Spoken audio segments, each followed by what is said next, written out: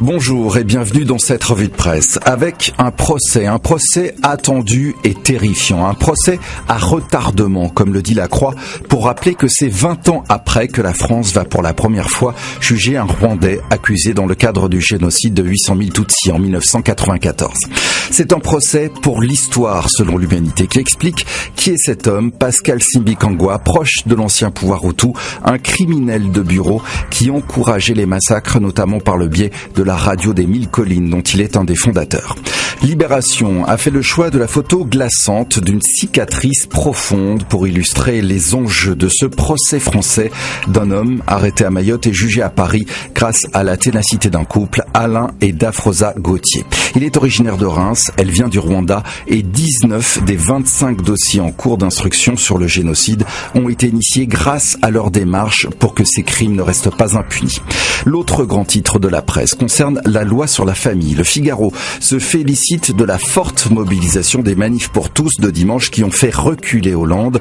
Même tendance à la une d'aujourd'hui en France qui souligne que l'abandon du projet de loi constitue une reculade du gouvernement.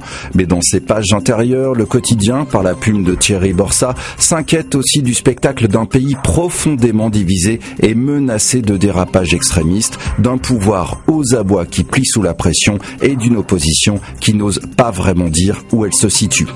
Des inquiétudes également à gauche. Libération souligne une faute politique en contradiction avec des engagements explicites et qui désavoue totalement la ministre de la Famille, Dominique Bertinotti.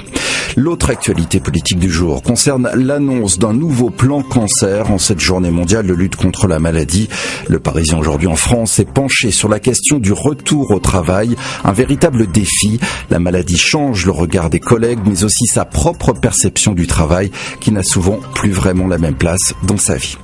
Notre image du jour avec un visage, celui de Nelson Mandela, retrouvé notamment dans La Croix, qui raconte comment le testament qu'il a laissé symbolise la continuité de son combat avec une fortune humainement répartie entre les institutions d'entraide et toute sa famille comme un dernier message de réconciliation.